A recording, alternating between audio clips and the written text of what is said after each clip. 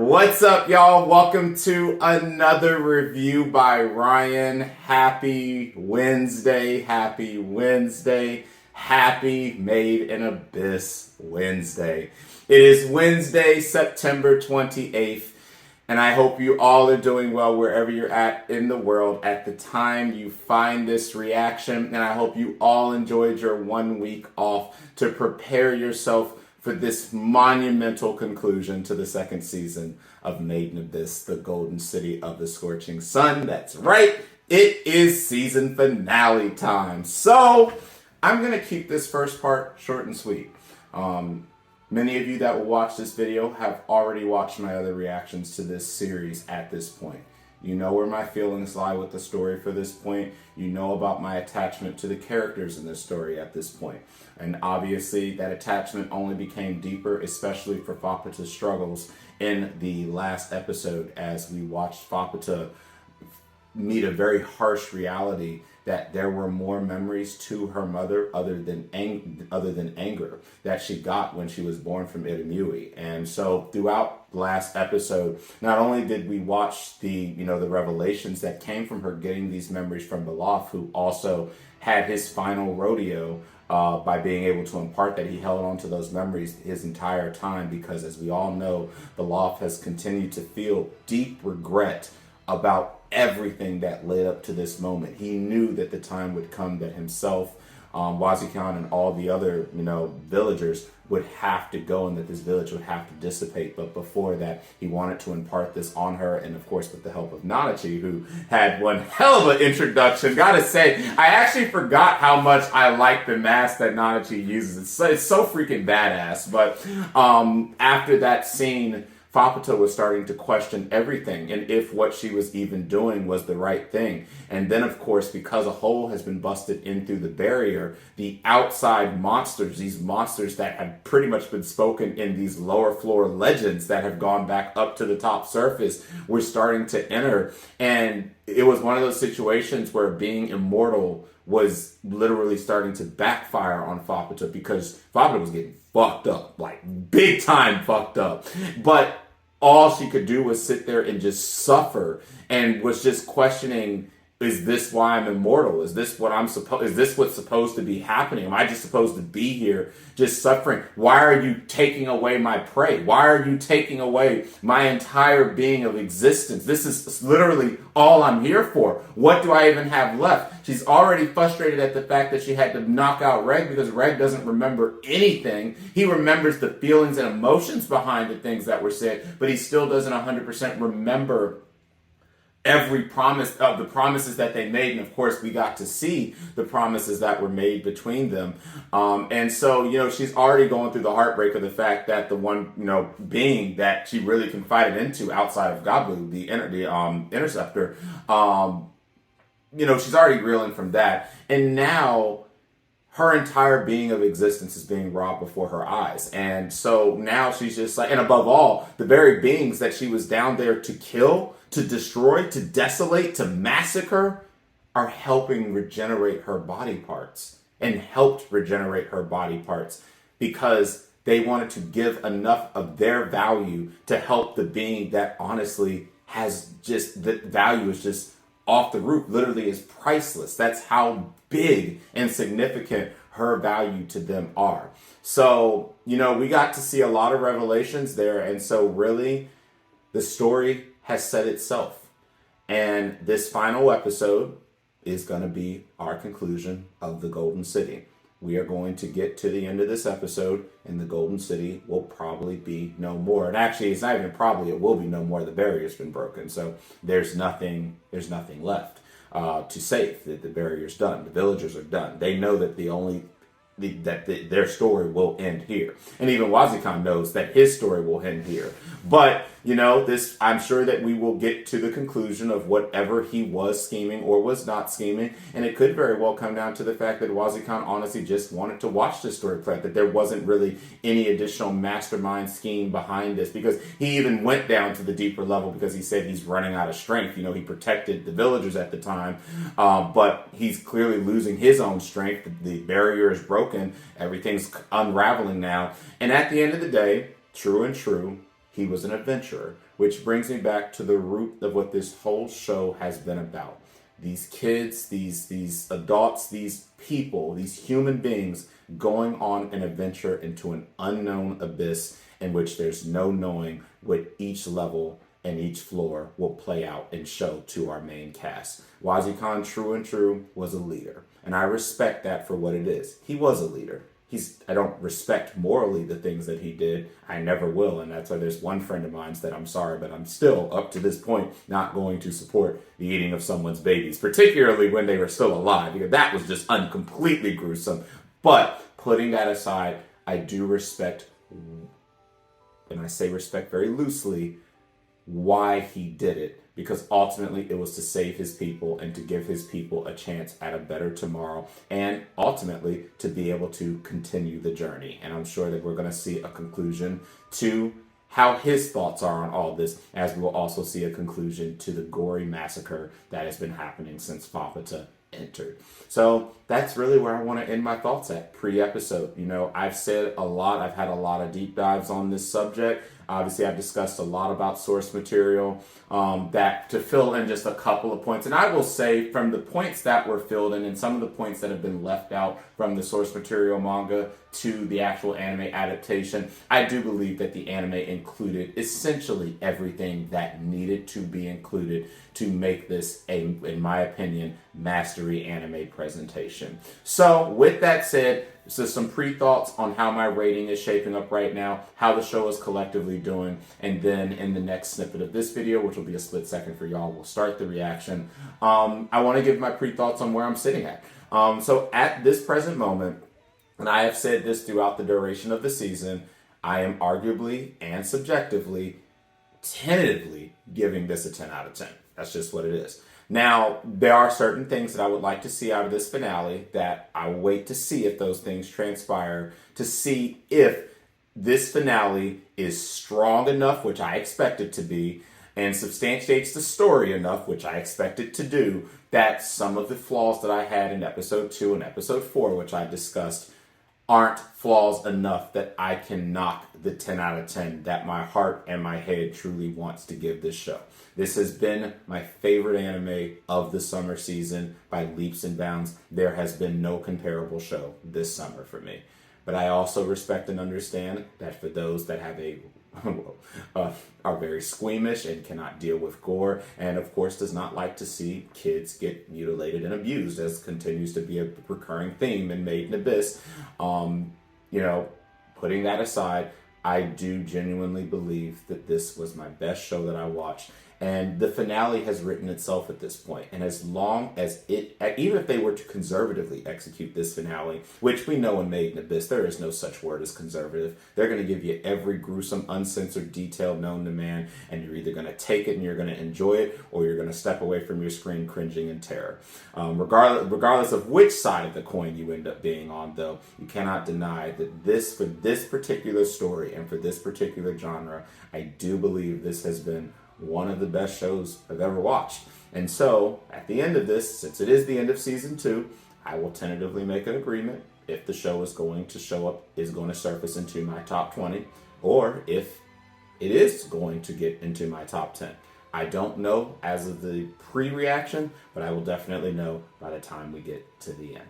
And last but not least is how it's doing collectively. And collectively, Made in Abyss is performing insanely strong. At the time of this recording, it is an 8.82. Now, this video is actually being recorded slightly before the video reaction has released. So this rating is based on the first 11 episodes and does not include the finale, which will be airing very shortly. But yeah, it's an 8.82 out of 10. It is the 25th highest ranked show in My Anime List's history. And while Anime Corner continues to hate Made in Abyss, Anime Trending has continued to say this is a top 10 show, and as of the time of this reaction, it sits in the top 5, right at number 5, going up 3 spots from its previous week's reaction. So, that's where we're at, guys. It has been an absolute privilege watching this show up to this point. I hope you all have enjoyed the Made in Abyss series, especially for my anime-only watchers, those of us like myself that don't have the source material to back up our watch.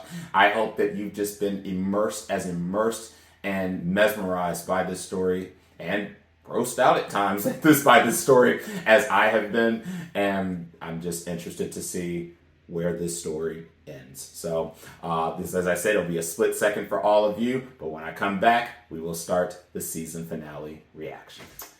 All right, y'all, it is time.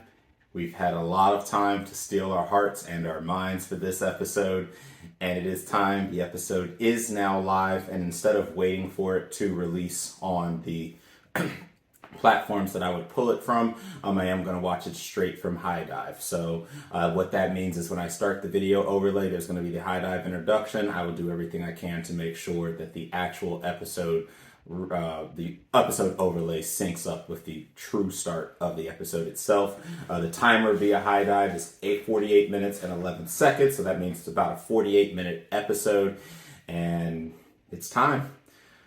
What will Fapata find her value to be?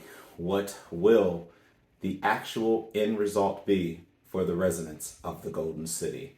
Is Wazi Khan actually planning anything else additional, or is he just going to go down in glory when the Golden City goes down?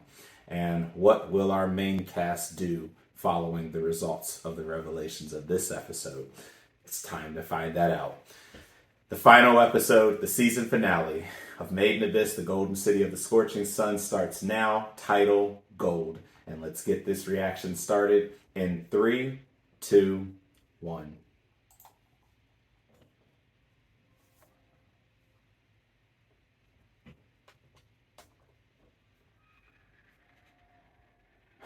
Oh, man.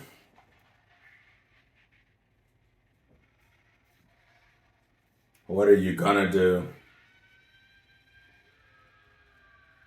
Oh, wow. Gonna put him to work. Oh!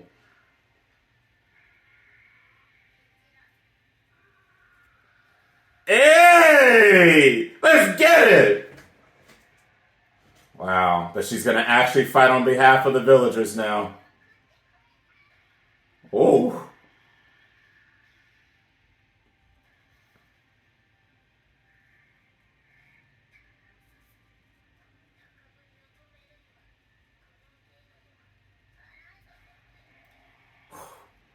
Y'all can't do nothing to her. Yeah.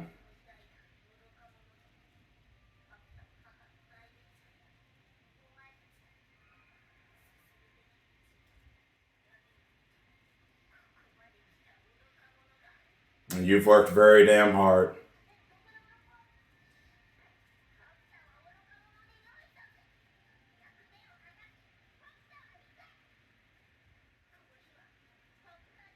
Hey, there's that eye again.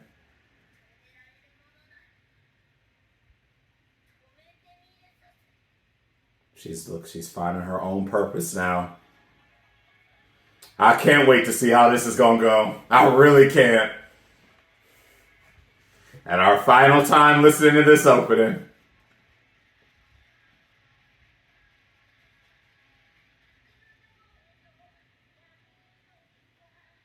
Mm-hmm.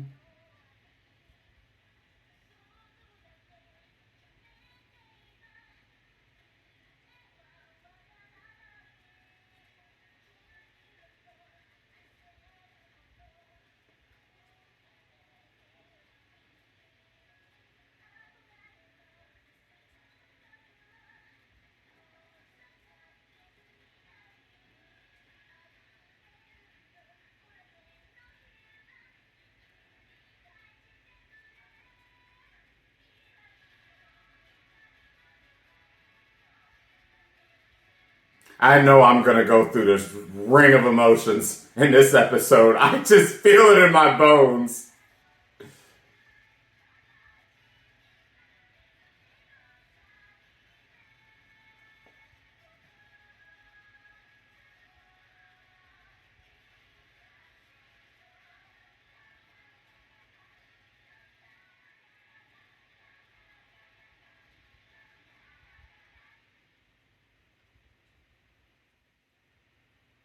All right, gold. I've had 2 weeks to prepare.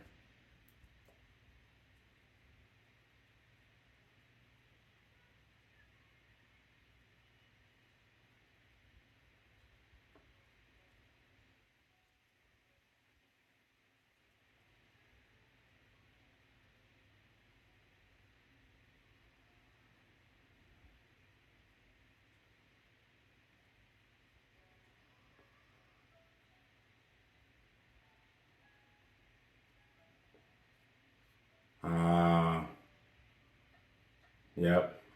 When she first found the interference unit.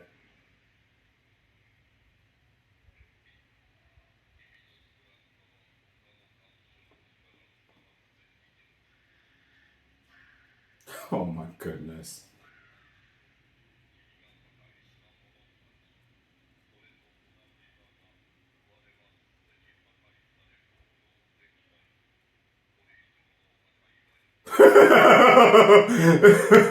I would appreciate.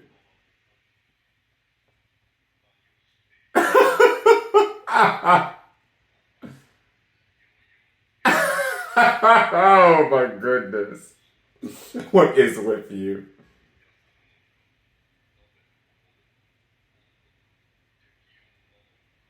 It's crazy. Vapada could just go one moment and be on the defense, the next moment go to sleep.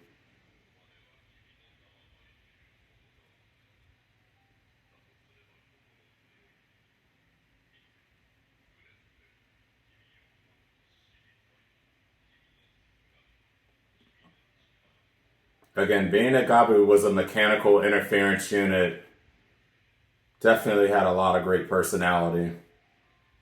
Another very well welcomed character.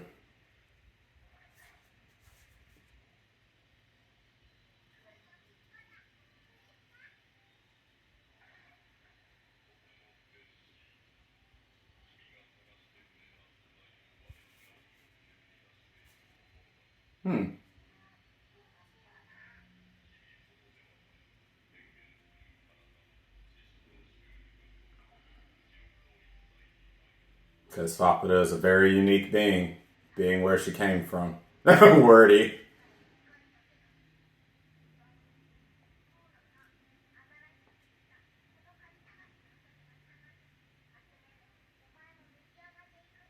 Hmm.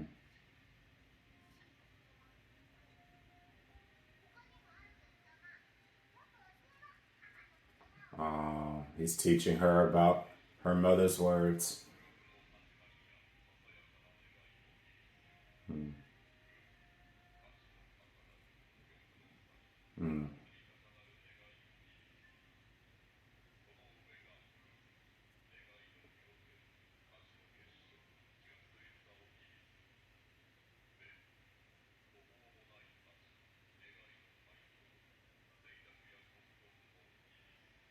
Wow. Haku. Yes. The manifestation of a wish.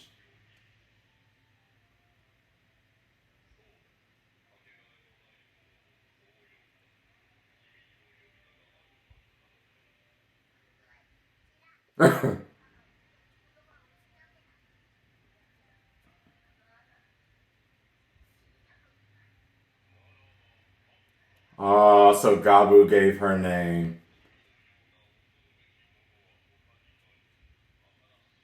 Yeah. Noble maiden. Yep. Yep.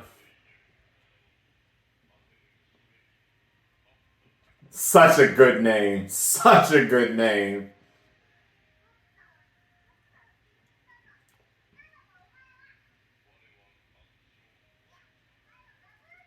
Gabaru. Oh. Oh.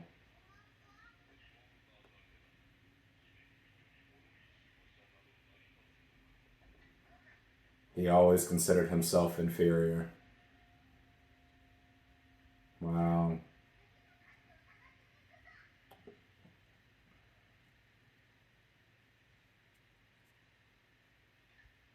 And that was when she came across them the first time.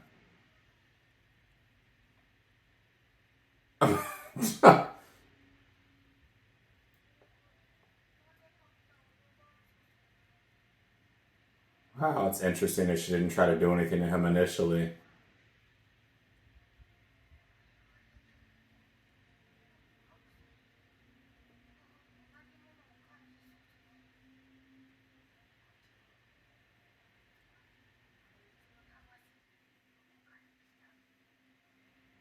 Yeah.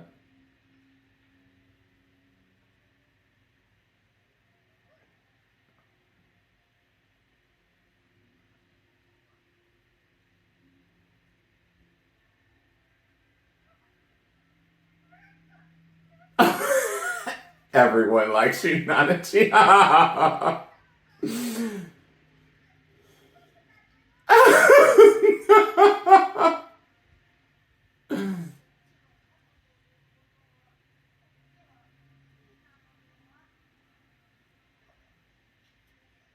Okay, Papita. Okay.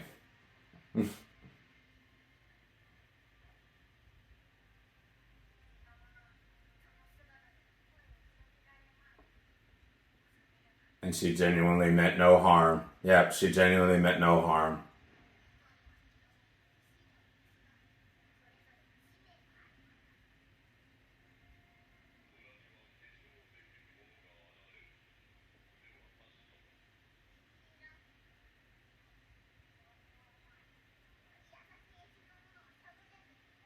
Hmm.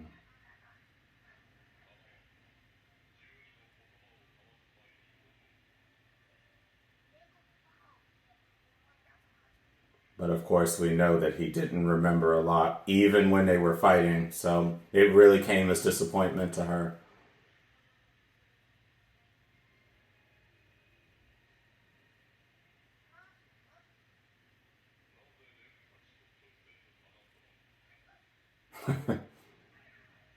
Oh.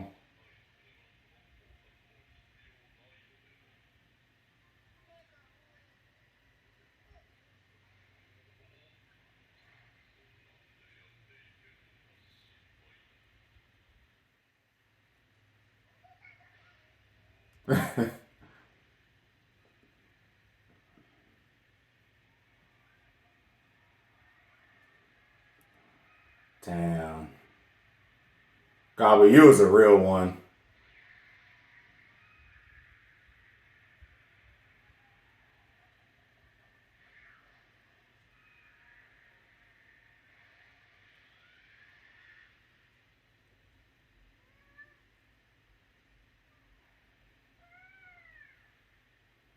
Uh, at least it gave time for them to evacuate Rico. Because as I said, she's such an important person right now. She cannot afford to die right now. Hmm.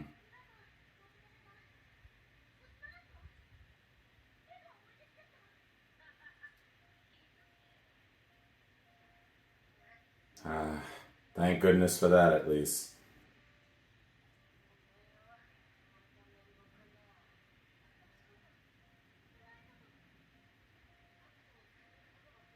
It's fine. Everything was already set in motion. There was really not a lot you could have done. But we got Rico out of here, so mission accomplished.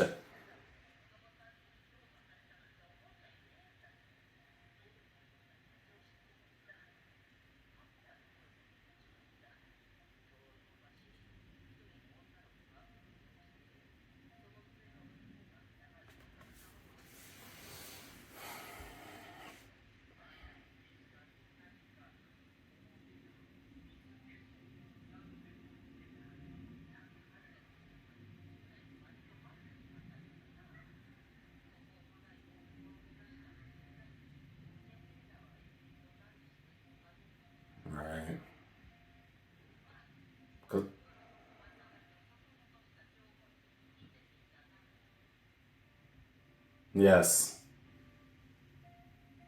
Because it's definitely time for us to get some damn answers.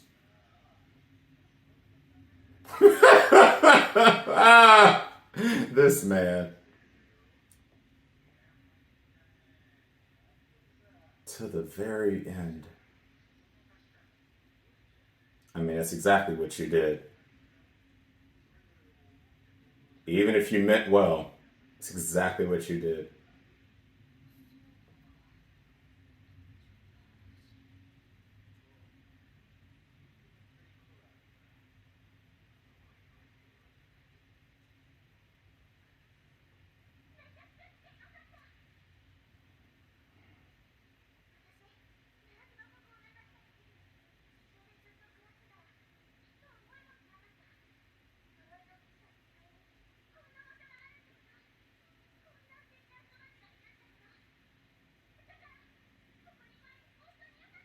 And again, at the heart of Rico, that's what she's been about. So I know some people may not like her for being so, as they say, simple minded, but that keeps exactly to what her personality is.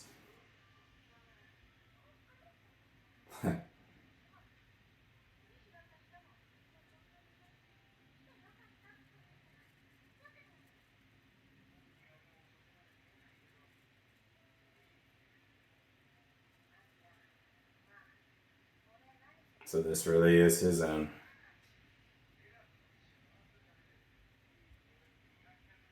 Oh my goodness.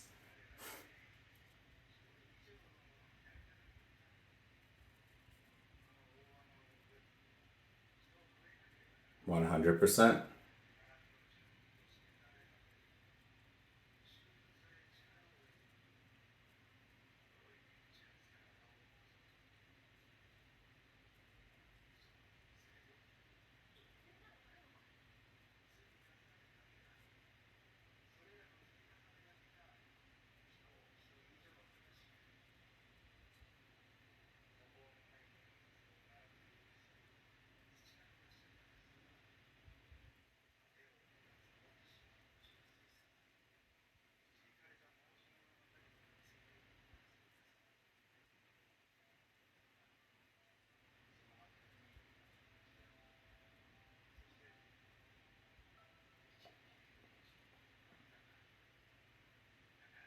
Damn. That's it.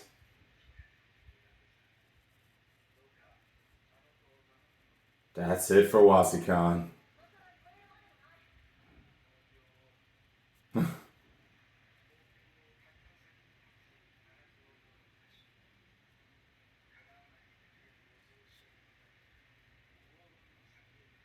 That is true. And that's what we've always known. And despair. Yeah, I don't know, my girl. We'll see, though. Wasikon, you know, you was a real one, bro. You did some shit I really didn't like, but you was a real one.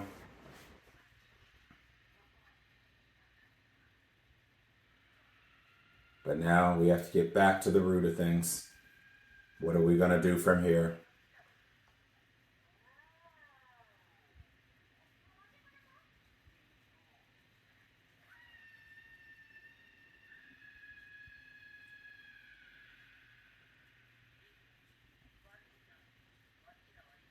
They have to go do their part. This will probably be the last time we see them. Yep.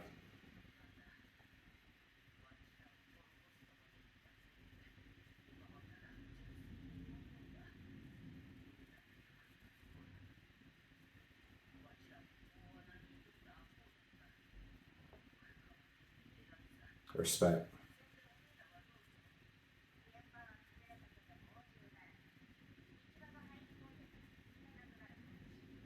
All right.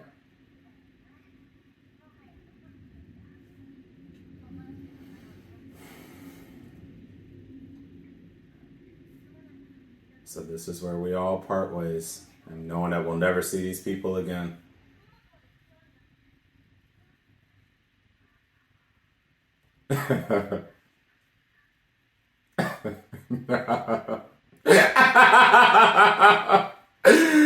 Oh man, the villagers were all right.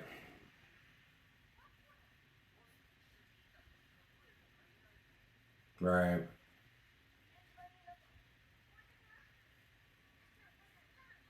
Also, I heard that they had history, the original one and Waco, but I haven't looked too much further into it. I know some of you source readers told me that there was a lot of history between those two.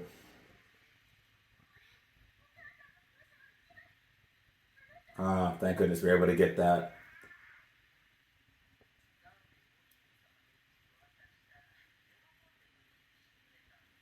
Hmm.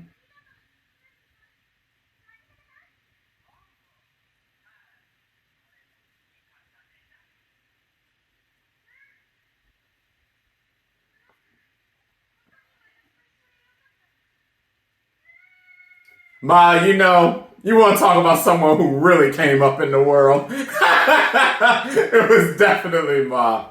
He was all right. He was all right. Because I thought she was dead during that balancing. She was all right.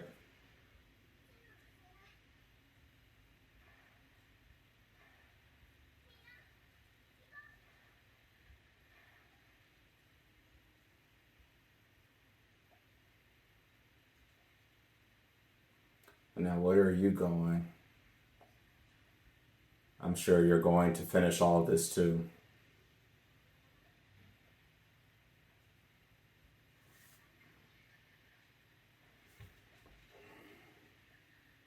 She went back up to see.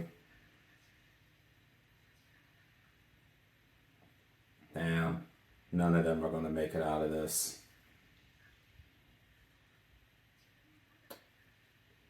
Probably what you wish you could have been, in a way.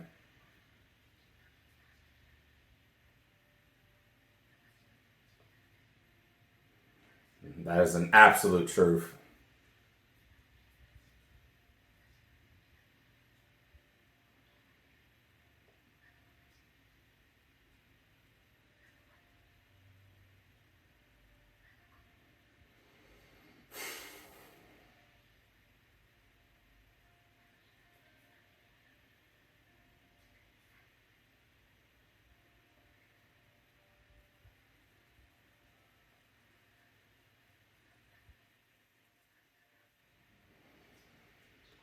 Don't start this music.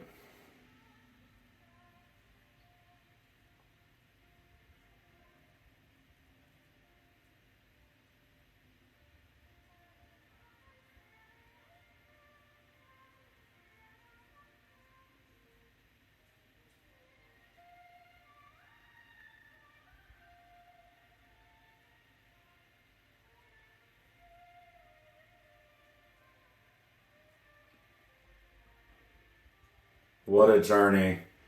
150-year journey. And now it all comes to an end now. And everything that's happened in that time. You just can't imagine. Not even within the 13, 12 episodes we were given. You all deserve better. But this is just the way these things have to go sometimes.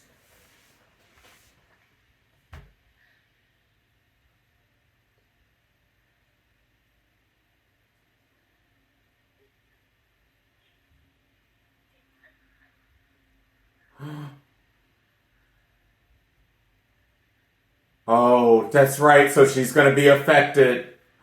Oh no! Flaco, no!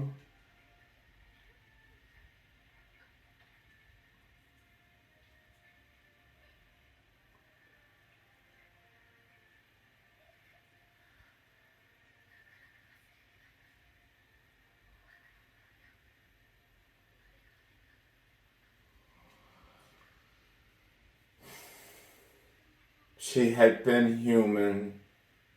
Fuck, bruh.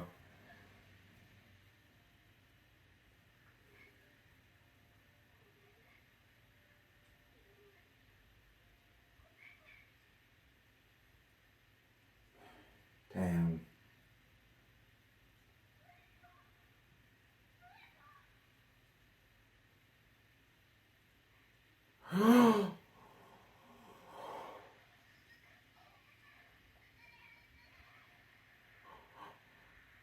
Oh, and I I was just talking about them having history.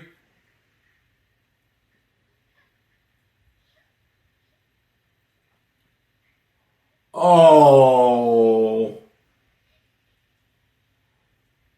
Oh, man.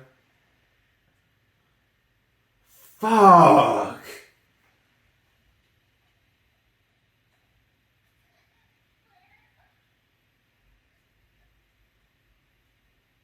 Damn. They're screwed. Loss of humanity. Yep.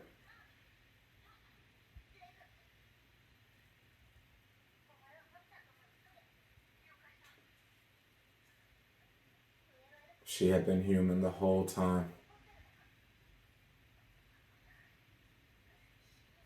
Pacquiao was a real one.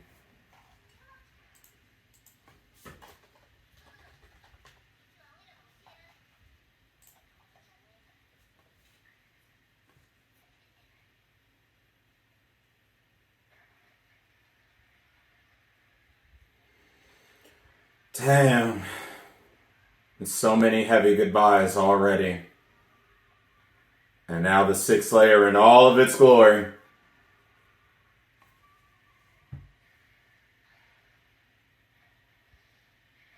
I know, I'm getting real sick and tired of getting spit out all over the goddamn place.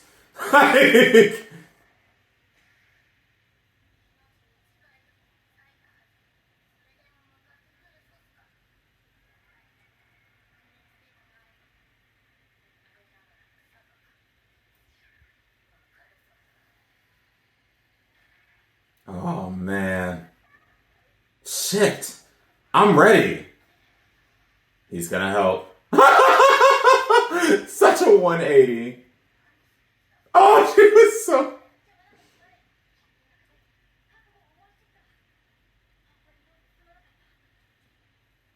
That's fine.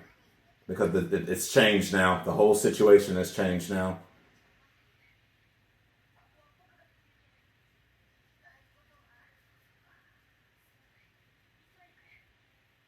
So what are you gonna do?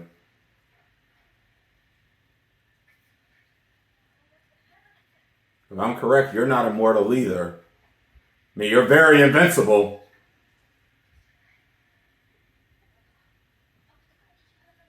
And if you use your cannon again...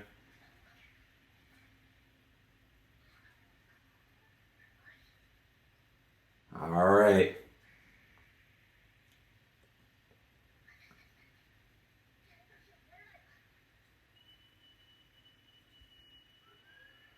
Here we go!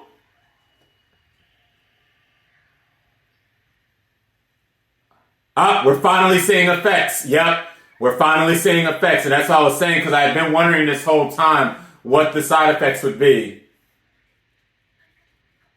That means this is the last time she's not going to be able to use it again. At least not for a bit.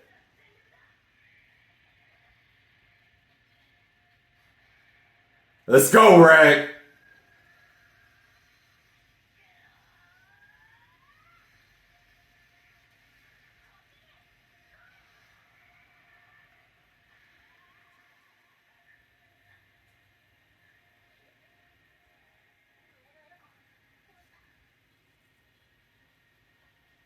Damn.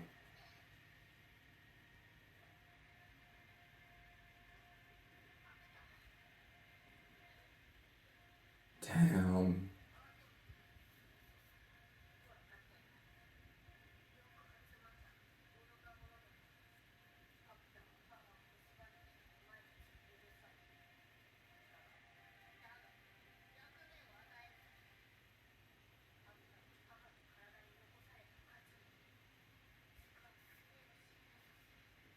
That's good.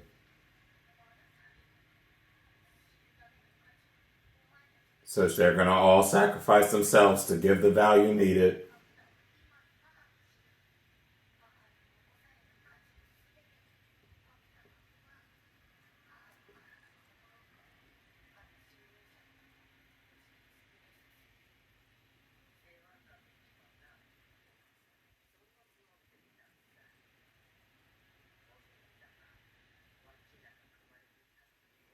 They knew this is where it needed to end, and they want to make amends.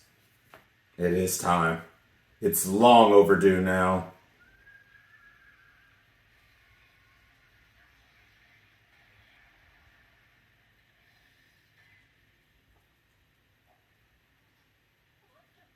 Yeah.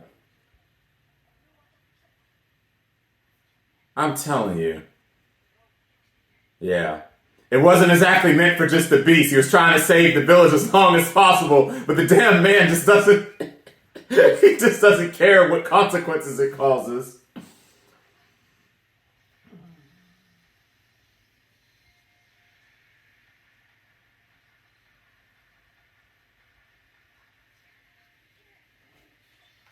All right.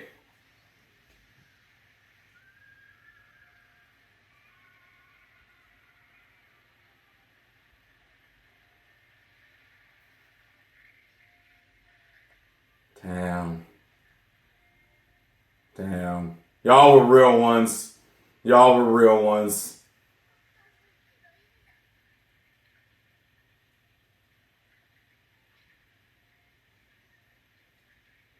I know this is so rough on Fappada. Damn.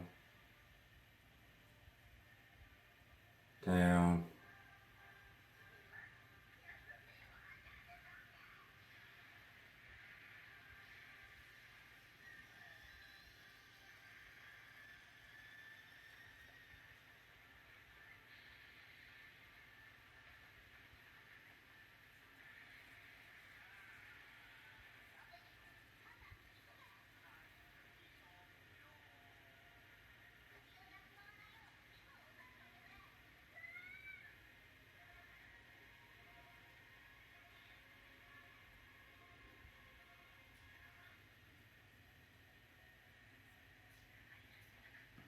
We know.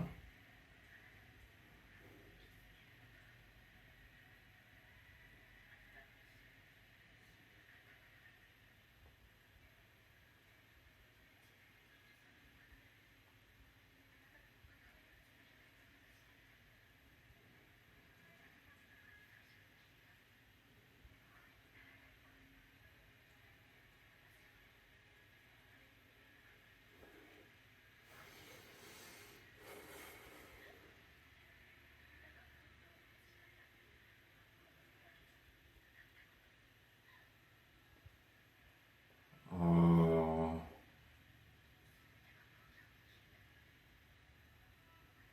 Because of course it had always been more.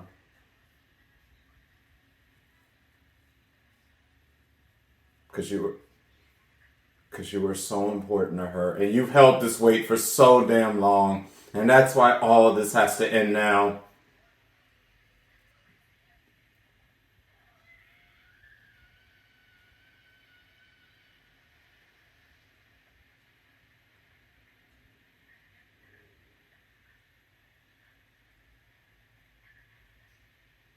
Thus goes the village.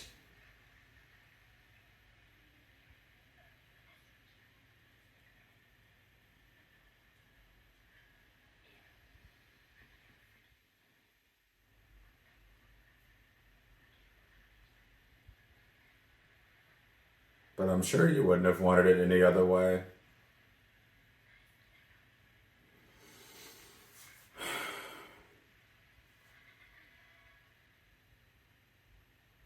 Damn.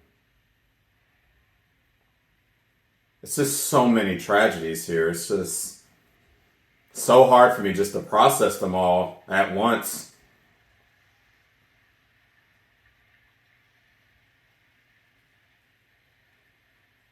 But the collapse has now happened.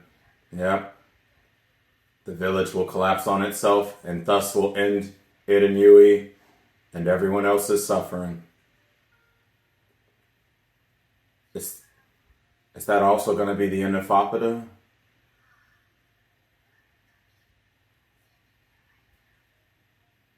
Because I was wondering if Fappada was going to find a way to make it out of this and join them on their journey, but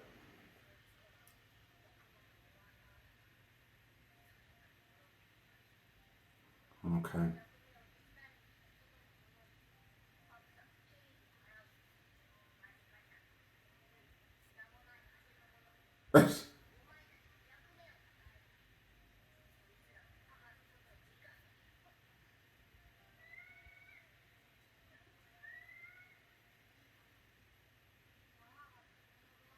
Yes. Yes.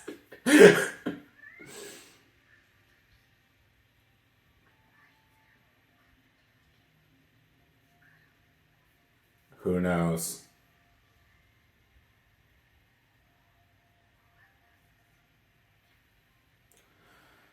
He got her.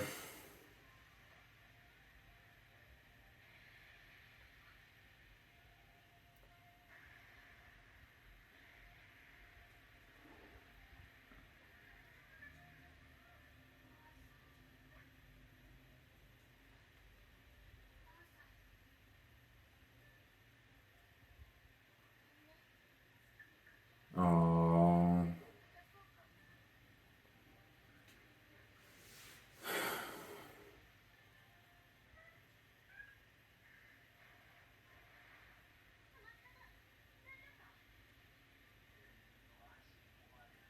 Damn. Damn.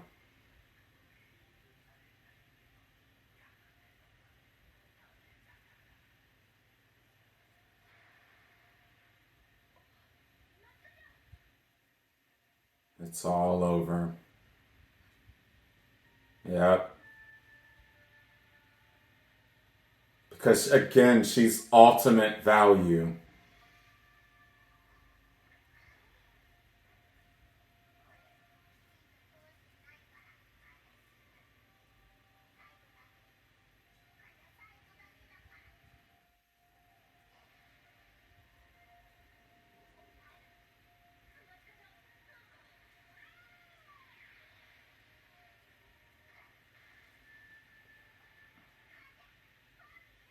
God, yo, I swear he came clutch too several times this season.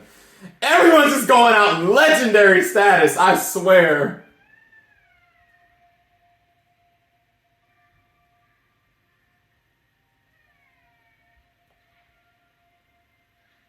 Oh,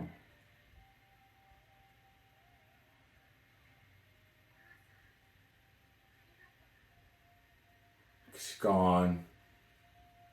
Gone. Gone. Yep. Gone.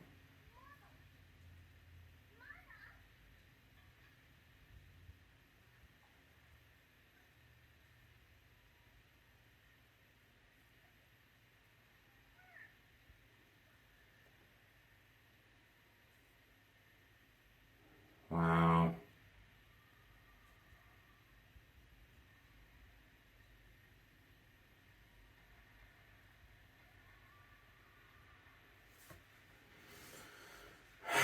Man. Man.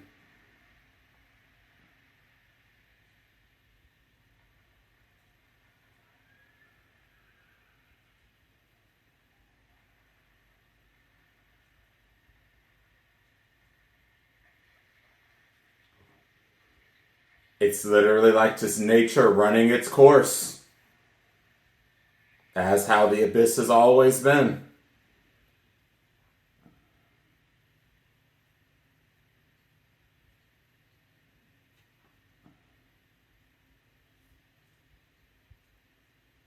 Wow.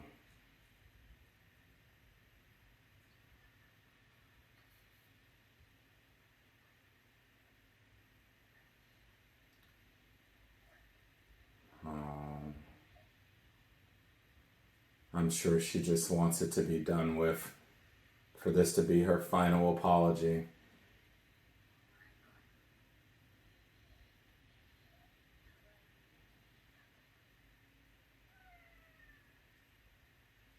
Damn.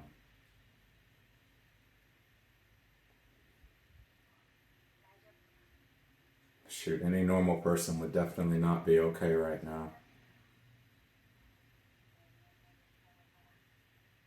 Yeah.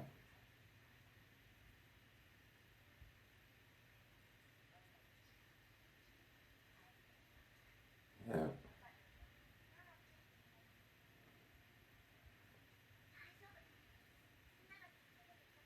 I just don't know how Rico does it. But I gotta say, it's good that she's able to be strong enough to just accept that this is the will of how things must be. And for poor fucking Waco.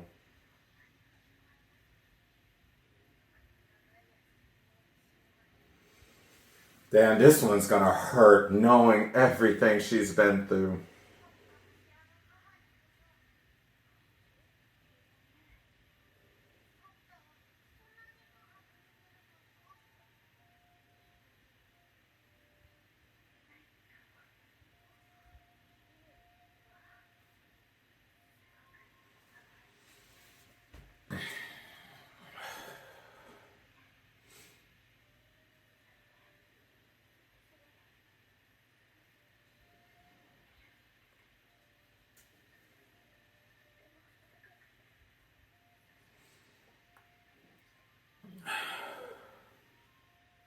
It's okay. It's okay. It's okay, Waco.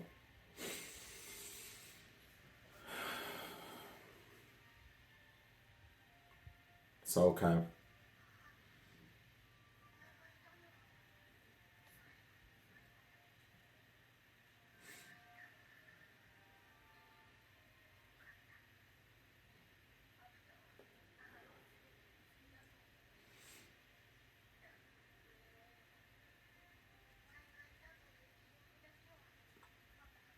Wow, it's the only memory.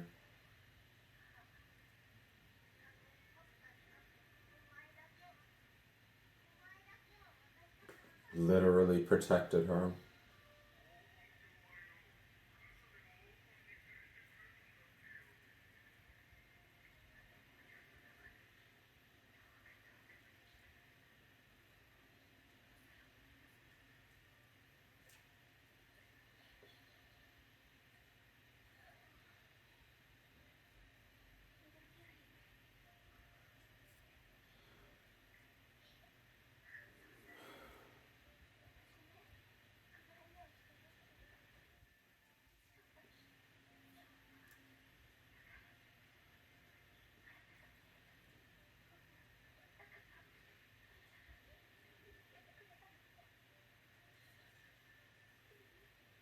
Oh.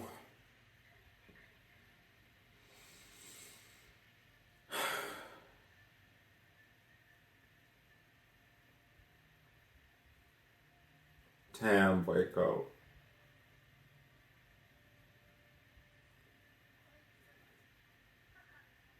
100%.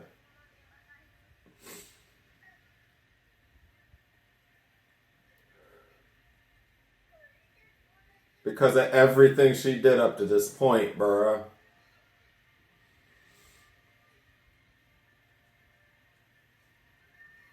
Waco, you literally saw this whole story from beginning to end. And anyone can respect that. If anyone has earned rest, it's certainly you.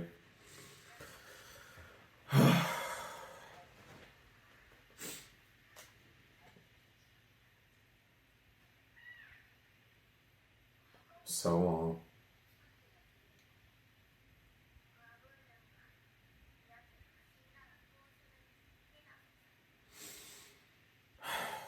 Damn. And so that does mean that Fapata will remain.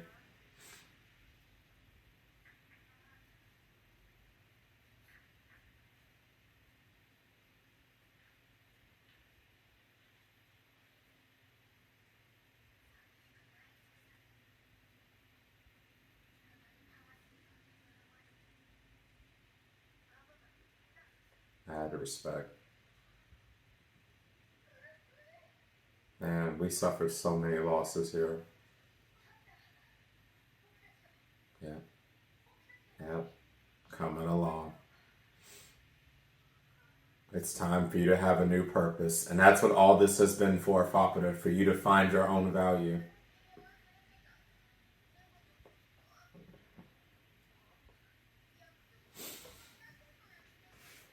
I'm sure as time goes on, he'll remember. Don't worry, my girl.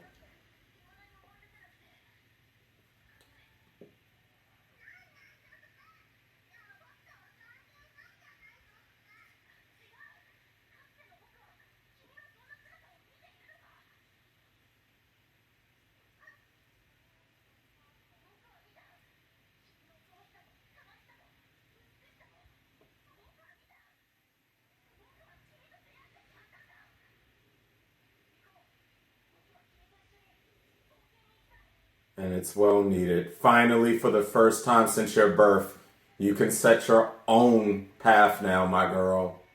And you deserve to. Yes! It's definitely a gathering of fools! I will agree with you on that!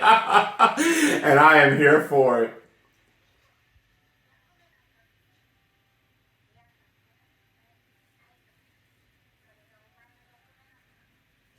Yes.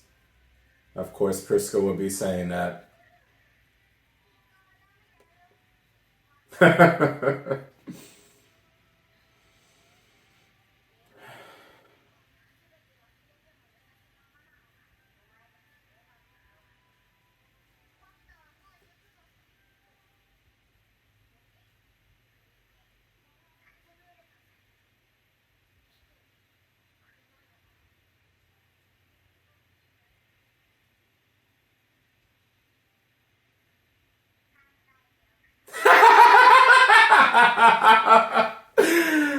Oh.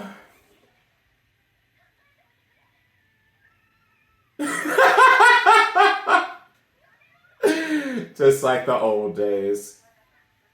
No, and it's such a welcomed power side of things being brought into the game now. Finally, we don't have to depend on really just one person for power.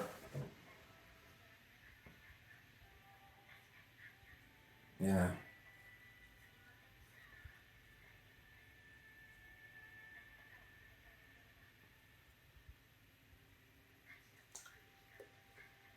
Yeah.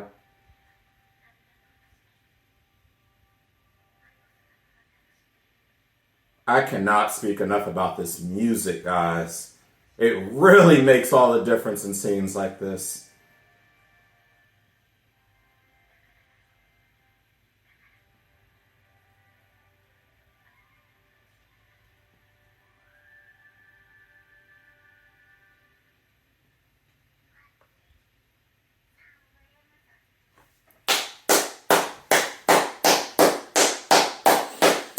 And less crying than the first season finale.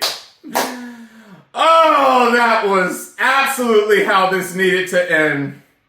And it's so much to unpack. I'll probably really have to sit and unpack our losses and our gains as the day goes along. You know, just so much, so many emotions I'm feeling right now. But everything ended exactly as it needed to. And thus, we say so long to the Golden City. And with that, Itamui can rest in peace.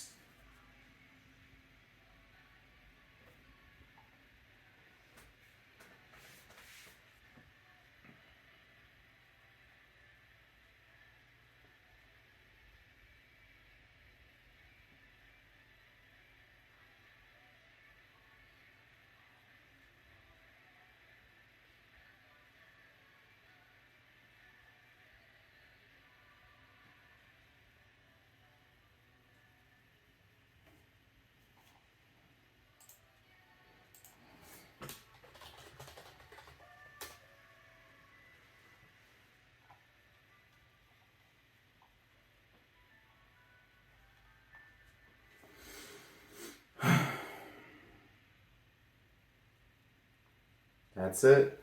All right, and this, for those watching via High Dive, is where we will stop this video. I want to first start by giving a big congratulations to the studio for another master level presentation in Made in Abyss. Outstanding job.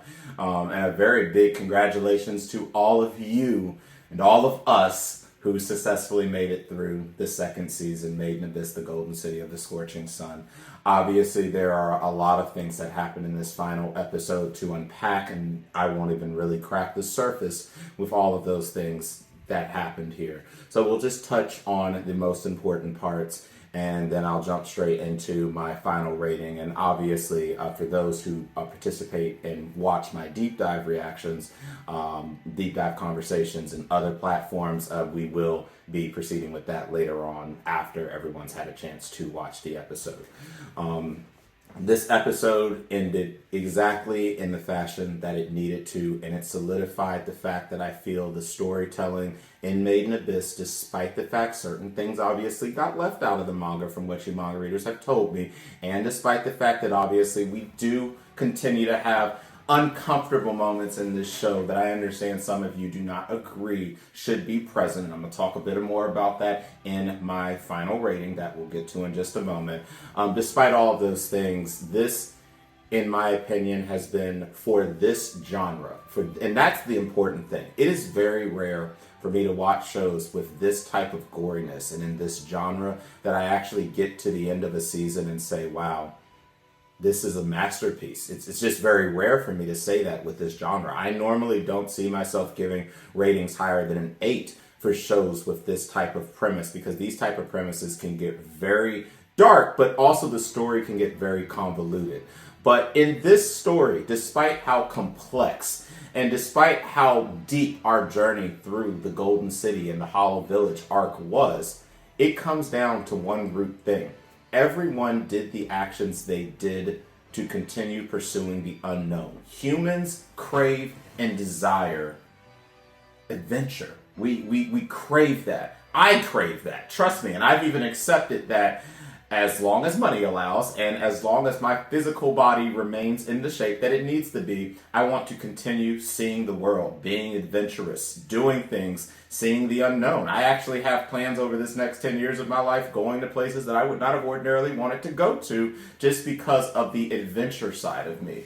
And so obviously in a different premise, because a lot of people are dying and there's a lot of gore and rape and everything else that's happening in this show, it follows a similar premise. The sensation of adventure and wanting to make sure you live a life of satisfaction. So, there's so much I could say about characters like Wazikan, Bonred, all of these very dynamic characters that because antagonistic characters that we've been presented to throughout this show. And one thing that they all share in common is at the end of the day, they truly were stuck and rooted in their desire of human achievement and human accomplishment. Bonred did, even though what he did to the children was nothing short of absolute ridiculousness and madness, and he's absolutely a murderer and should face the death penalty if this was real life.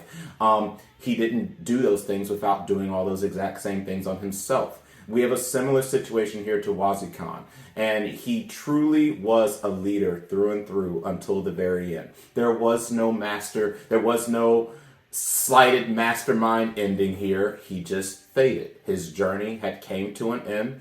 It was realized that there was nothing further he could do and nowhere further he could go, and he whittled into dust. All that began will end as dust, and that is just what it comes down to. He realized that his part in this story had came to an end, and he let it be. And, I have respect for that. I don't like Wazikan.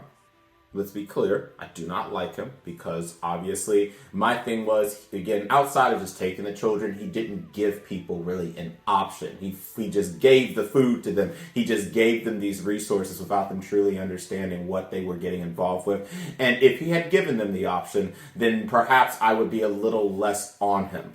Regardless, though, I will not deny that as a leader, you do what is necessary for the survival of your people. And in his case, since he knew there would probably be a moral conflict with these people, he took it upon himself to take all of the vendetta and all the hatred of everything, and he decided to take that upon his own soul and his own being. And in the end of the day, he died truly believing that he did what was necessary and what needed to be done. A prophet to the very end. And, in a way you can respect what he did, even though he was also, some of his ways were definitely very not great ways to go about things at all. The closest that I did come to crying though in this episode, despite all of our losses and really breaking down, despite our losses of every villager and everyone who was part of the Golden City, the entire original crew. Remember, we left with nothing. Everyone that started in this village is gone now, 100%. They are all dead, and Edamui is now able to be at peace. She is no longer being used as a shelter. And the biggest thing that really struck a chord with me was truly Ougonkyou. And what a tragedy her character is. You know, we say that Belaf was one of the more tragic ones because he had such deep regret in finding out that he was eating her children, and ultimately to the very end it weighed heavily on him, that regret that he had, and he was finally glad he was able to make peace and disappear. But honestly, I would say a step above that was definitely Ougonkyou, and it's primarily because of, as what was said and what we learned and what we heard Fapata talk about, which is why she was in such distress when Ougonkyou finally died. And that was that out of all the memories and everything that was engraved in her soul, in her physical conscience, the one person who was exempted from the hatred that her mother shared, the one person that her mother did not want Fapata to do anything to, was none other than Ougonkyou. Ougonkyou was such an important person to Itamui, and she was the person who stood beside her from the very beginning to the very end. And her loss is heavy, you know. Her loss truly was the nail in the coffin, was truly the end.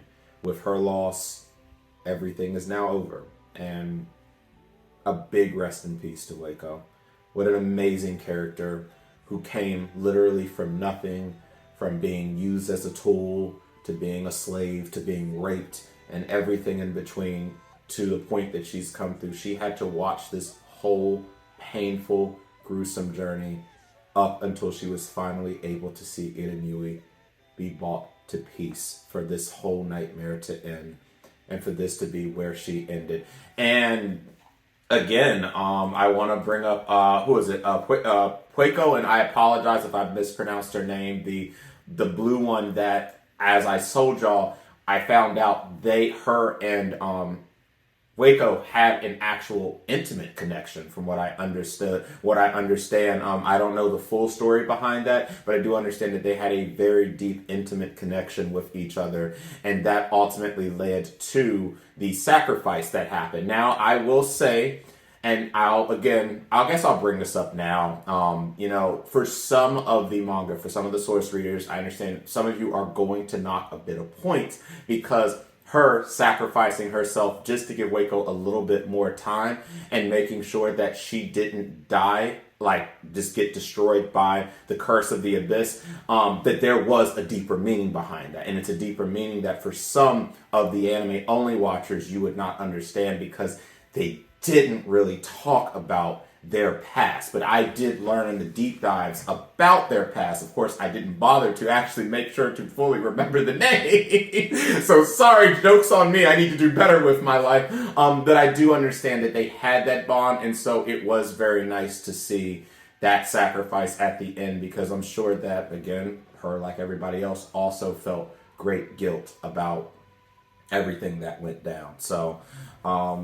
So yeah, that leads us to the goodbye that we had, and then ultimately led us to the conclusion of this episode, and finally being able to see Fapata find a way to let that hatred go, to know that her purpose that she was born for has now come to an end, and that it is now time for her to find her own purpose, to find her own value, and as I wanted it to be, she now will get to find her own value by becoming officially the fourth member of our main cast of characters, and a very much and well needed physical part to our cast, because goodness knows Red couldn't keep doing this by him damn self. And I am absolutely ecstatic that Fapata made it, and that she will be joining us for the future seasons and for future adaptations. And I look forward to seeing where this story goes from here. So obviously this was a very rough reaction, a very rough, raw thoughts to how this episode goes. And, you know, I'll go more into detail at a later time about, you know, certain story element points and philosophical breakdowns on certain characters and things of that nature. But that's not going to be for the point of this. This is just a raw reaction, and I'll have plenty of time to rewatch the episode, sit on certain things that happen. Oh, and I want to say, watching her be taught by Gabu about value and the language of her mother was so wholesome. Gabu, I keep wanting to say interceptor, the interference unit. I said interceptor earlier. I don't know why I'm going to keep saying interceptor interference. I kind of put them one in the same. But watching as Gabu had his first interaction with Fapita, and Fapita didn't know the language and everything and then her rubbing her sit on it, that whole interaction for that couple of minutes was so wholesome and was so hilarious. But it was so important watching as the value of her mother's language was taught, learning what these different words meant. And it was such a good moment that set us up for a really great finale episode. And I am really glad that they included that also. And, you know, while I know that there are some people, including some people I know in real life, that hate flashbacks or hate unnecessary flashbacks or whatever the statement of it is, I think that this was, as most flashbacks have been in this series, a very well-timed flashback, and definitely the last flashback that we were going to get and needed in order to put into place the losses that we just sustained. And I just feel everything in this final episode were done exactly as I could have wanted. They nailed this finale. They nailed this entire second half of the season, and quite possibly they really nailed this whole season. So that is my raw reaction, guys. And with that said, we are now going to move on to the point that I'm sure many of you are wondering about, my final rating. So for those of you who have watched my previous reactions and final season finales to other shows that have ended this past week or two, you'll know that my final rating is broken down into 4 categories, and then it gets a final score between 1 out of 10 being that saying that the show was awful, and 10 out of 10 being a masterpiece. 40% weight goes to story, 20% weight goes to storyboarding, 20% weight goes to music, and 20% weight goes to art/animation. I'm pretty confident that I don't need to express enough how wonderful and magical this story is to me. This is, for this genre, one of the best stories I have ever watched in anime. I do definitely believe that my man that wrote this has some screws loose in his brain, and I think that most of the collective community would agree with that, because it takes a special type of person to really push the boundary of storytelling, especially when it comes to kids of this age going through the most gruesome and brutal of things that they could possibly go through. But I feel that it also does a tremendous job of showing how the human mind thinks, feels, and operates. And I don't think that for a show with this type of premise that it could be written much better than it has been. It's been a wonderful journey, a journey that I truly have enjoyed up to this point. And with that said, before I give my letter grade for this, I do want to bring up the part about episode 2, episode 4, and the only things that, you know, could affect my final score, which I'm just going to tell y'all right now, it's probably not going to. As I talk out loud about this, I guess in a few minutes, I'll know if it is going to affect it or not. One thing that we've gotten in this show is, again, when it's involving children, young children, and rapey elements and harm to children, and everything that has happened to children in this show comes to, did they cross the lines? Did this author cross the lines? Is this content that should not be presented in any type of medium? Should this be things that just stay in your head and never make it to pen and paper? And I'd say yes and no to that. The only thing that I will truly agree were probably elements that we did not need in the show is having to see Rico not once but twice take a shit. I think that, you know, the first time it happened, obviously it was, I know some of the community was talking about, we were also talking about in the deep dive, that she did that. When she did it, the story point of that was that, I guess, bowel movements or whatever, when it's done where they were at, because remember they had just descended to the 6th layer from the 5th layer, and that it would go back up to the 5th layer, and subsequently it would go right into the face of Bondred. So, you know, Nanachi was like, that's what you get. And so, you know, the community did say that there was a story point for that, even though it obviously would not have been said on the surface, and then we quickly moved away from that. But then it happened again when we had the whole tentacle scene happen, wiping Rico's freaking ass in episode 4, and then it was just like, okay, why do we need to keep doing this? And, I want to acknowledge that I agree these are elements that don't really serve any purpose to the masterpiece that this story is. And so, this story was a masterpiece. But on the grounds of that, I am going to give the story for the second season an A-. Please don't crucify me. That is me acknowledging that I hear you, I hear you, I hear you. But the story was too damn good for me to use these brief moments of bad decision making to take over the 99% of master level presentation that we got during this Golden City arc.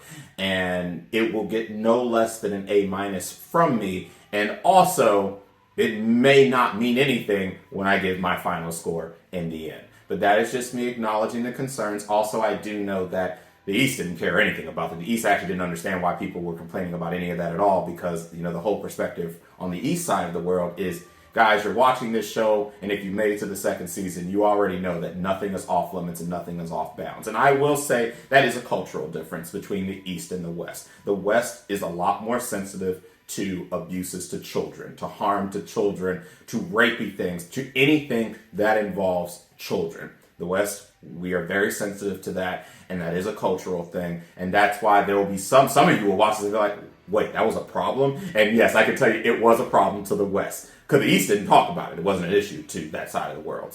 But this is me trying to acknowledge both sides of the concerns while also keeping into consideration that this story was definitely master level and gave me everything I possibly could have wanted from this season. So, storyboarding, what can I say? It's a master level story. I love every bit of how pieces of the source material were presented in this story. I know there were little change-ups here and there for you manga readers, but as an anime only, I can definitely tell you I had no faults with the arrangement of pieces of this story. I felt, flipping back and forth between Vueko and Wazikan and them story, and then going back, to following Riko, Reg, and Nanachi, and then occasionally feeding us information from the past. Everything that happened, back and forths can always be very complicated when it comes to storyboarding it, putting it into visual context. But I feel they did incredibly well and could not have done it any better. I feel everything was arranged in a way that it needed to be with how the story was. And so on those grounds, there's no negative that I have for storyboarding. It gets an A. It was absolutely perfect. And I could not have asked anything more from how the arrangement of the story was. Music. Kevin Penkin. Let's talk about Kevin Penkin. So, for those who do not know, Kevin Penkin is a British-born Australian composer. And this great composer has done a lot of great music for several recent animations, including Tower of God and Made in Abyss. This man is an absolute legend amongst legends. The music, the background, the atmosphere. This show would not be the same animated show without Kevin Penkin. It would not be. And I can agree that even though the story is so great, the show would probably not get anything higher than an 8, if not for the music. But I always say that there's more to a show than just story, than just art, than just storyboarding. Music is also a fundamental part of setting the atmosphere for a story. And this show has the best possible musician running its music. It's incredible. It's absolutely incredible. So the music, especially everything we got in this last season finale, and this season finale, my goodness, the music was just beautiful this season finale. The music gets an SSSSSSSO. Out freaking standing. Out freaking standing. I'm just glowing with the music in this show. It is, absolutely the only thing that's even better than an already master level story. And I hope that Kevin Pinkin gives himself a pat on the back. Another outstanding job. I hope I get to meet you, good sir. I hope I get to shake your hand. I hope you come to one of the conventions that I go to, because you are a legend amongst legends. Thank you so much for running this music for this show. This show would not be the same without everything that you've given to this series. So, outstanding presentation of music. It's unscorable. It's just ridiculous. It's literally ridiculous. So, and last but not least is art and animation. And you know, the art and animation is unique in this show. It fits the aesthetic of the Abyss perfectly. And I personally don't have any negatives. I don't think at any point during the entirety of me watching the Made in Abyss series that I've had any problems with any of the art or animation. Characters are rendered properly. They fit the aesthetic of the show perfectly. You know, arm motions, fight sequences, everything in between is done exactly as it needs to be. Everything is in the exact place it should be. There are no negatives for me for art and animation. And so the art and animation for Made in Abyss, Golden City, Scorching Sun is A. So, to recap, your story is an A-. Your storyboarding is an A. Your music is literally unscorable because it's too damn good, but for the purposes of a rating, it gets an S, which is basically superior. That's even beyond an A. And art and animation gets an A, which brings us to the moment we've all been waiting for, my actual final rating. And so, keeping into consideration what I said earlier with the story part, while also acknowledging that in my opinion, it was of such minor consequence that I do not feel it should punish the 95 to 99% of other masterly level work that was done in this show. I've sat on this for weeks now. I really have. I know that some of my in real life friends will not agree.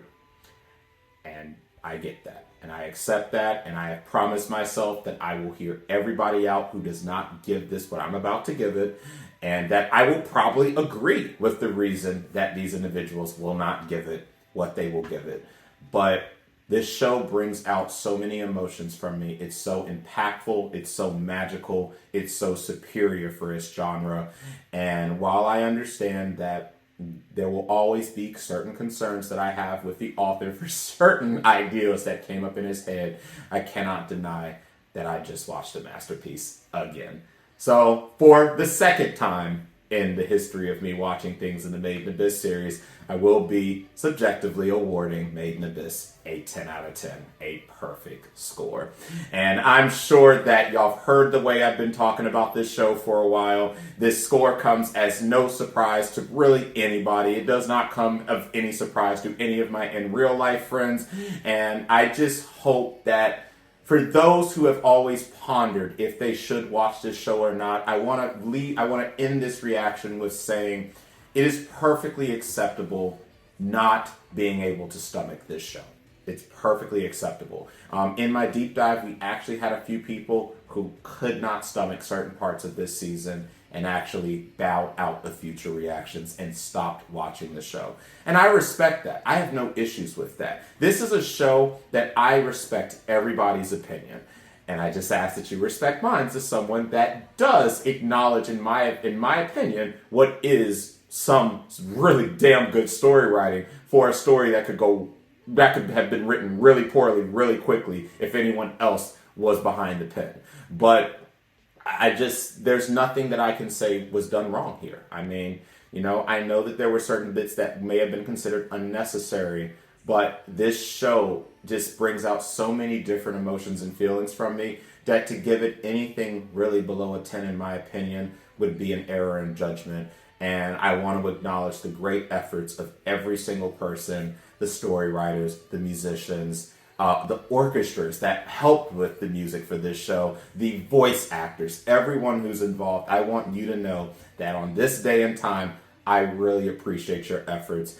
And with that said, I am also going to go a step further here and say that as of today, Made in Abyss, the Golden City of the Scorching Sun, and the Made in Abyss series collectively will be joining a very elite group. It will join my top 20 of all times. I will have to sit for a year or so to ponder if it should be in my top 10. But I can absolutely assure you it has easily earned a spot in my top 10. I mean, in my top 20. I see how I want it to be a top 10, but I do got to think about it for a bit. But it is easily joining a very elite. And I said at the beginning that I was waiting for the second season to complete before I made that decision. And I think it is safe to say that this is a show that has a lot of rewatch value for me. I will be rewatching this entire season again after I'm done with my final deep dive to catch anything that I might have missed story-wise throughout. And with that said, guys, I am sad to say this is the end of my reaction. Thank you so very much from the bottom of my heart. I really mean this. Thank you so much for watching my Made in Abyss reactions, whether you watch these reactions on YouTube, Bilibili, or other platforms. You guys were really engaged with dialogue. As always, please leave your comments how you felt about the episode. I can't wait to hear your thoughts about this finale, better or worse. As always, I just ask that you respect yourselves and each other and myself in the comment section.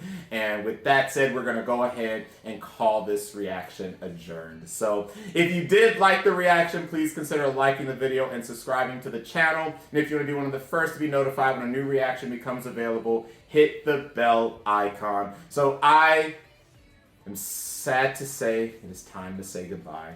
But I hope to see all of you in future adaptations of the Made in Abyss series. I hope you all will enjoy the remaining season finales that have yet to air for other shows I am watching. And until the next reaction, catch you later.